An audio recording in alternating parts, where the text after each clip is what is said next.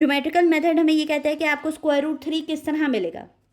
अब आप यहाँ पर देखें, मैं यहाँ पर अगेन एक राइट एंगल ट्राइंगल ले लेती हूँ। राइट एंगल ट्राइंगल मैंने अभी आपको बताया जिसका एक एंगल एटलीस्ट क्या होना चाहिए, 90 डिग्री होना चाहिए। यहाँ पे मैंने अपने ट्राइंगल को नेम भी कर लिया पॉइंट्स को।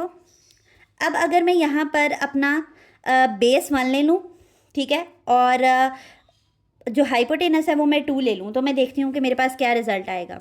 Hypotenuse square is equals to base square plus perpendicular square, ठीक है, यही होता है हमारे पास पाइथागोरस थ्योरम। हाइपोटेनस में हमारे पास 2 है, बेस में हमारे पास 1 है, प्लस परपेंडिकुलर में हमारे पास क्या है वो हमें नहीं पता, तो हम बी सी को फाइंड कर रहे हैं, ठीक है।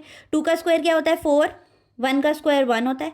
1 यहाँ इक्वल के इस तरफ जो है वो प्लस हो रहा है, उस तरफ जाकर क्या हो जाएगा माइनस, बी सी स्क्वायर, ठीक है। 4 - 1 का आंसर हमारे पास क्या आएगा 3। इसको हम ठीक करके लिख लेंगे, B C is equals to 3 B C square. Again हमें स्क्वायर नहीं चाहिए, तो हम स्क्वायर को ख़त्म करने के लिए क्या ले लेंगे, स्क्वायर रूट। और मुझे लगता है कि यही वो डिज़ायर्ड रिजल्ट था जो मुझे चाहिए था, कि मुझे अपने पास स्क्वायर रूट 3 चाहिए था। अब आप यहाँ ऑब्जर्व करें कि स्क्वायर रूट 3 इस दफ़ा हमारे पास कहाँ पे लाई किया है, परपेंडिकुलर लाइन पे लाई किया है। तो अब हम देखते हैं कि हमें बेस में 1 चाहिए हमें, और हाइपोटेनस में हमें 2 चाहिए। देखें अब मुझे कैसे पता चला कि मैंने 2 लेना है, क्योंकि मुझे पता है कि 4 - 1 वो रिजल्ट है जिससे मुझे 3 मिल जाएगा।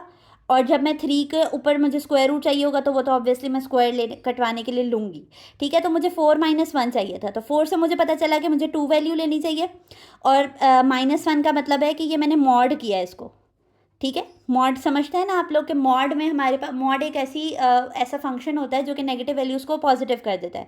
तो यहाँ पर देखें, अगर अब मैं यहाँ पर -1 का भी स्क्वायर ले लूँ तो भी कोई फ़र्क नहीं पड़ता, क्योंकि -1 का स्क्वायर अगेन 1 ही आएगा, ठीक है। तो मुझे पता चला है कि मुझे 2 वैल्यू चाहिए, 2 यूनिट डिस्टेंस चाहिए हाइपोटेनस पर, और -1 डिस्टेंस चाहिए मुझे बेस पर। समझ आ रही है आपको ये बात, और उससे हमें वो रिजल्ट मिल जाएगा जो कि हमें वैल्यू चाहिए। अब हम चलते हैं कंस्ट्रक्शन की तरफ। मैंने आपको बताया मुझे -1 डिस्टेंस चाहिए, तो 0 से -1 ये वाला डिस्टेंस है, तो इसको हमने कह दिया कि ये -1 डिस्टेंस है, मॉड इज इक्वल्स टू 1, मतलब है ये टेक्निकली 1 ही, ठीक है। तो ये मैंने यहाँ पर इसको ले लिया कंस्ट्रक्शन में, इस पॉइंट को हमने, ठीक है। अगेन इसको ओरिजिन का नाम दे दें, इसको बी का नाम ए का नाम दे दें, और जो पॉइंट आएगा वो बी होगा। अब मुझे 2 यूनिट डिस्टेंस चाहिए है हाइपोटेनस के ऊपर, तो मैं क्या करूँगी, यहाँ पर 2 यूनिट डिस्टेंस को लेंगे हम, 0 से लेकर 2 तक का हम कंपास के ऊपर डिस्टेंस को लेंगे, और एक आर्क लगाएंगे जो हमें पॉइंट देगा 2 की। ये आप देख रहे हैं कि मैंने ये कंपास के ऊपर 2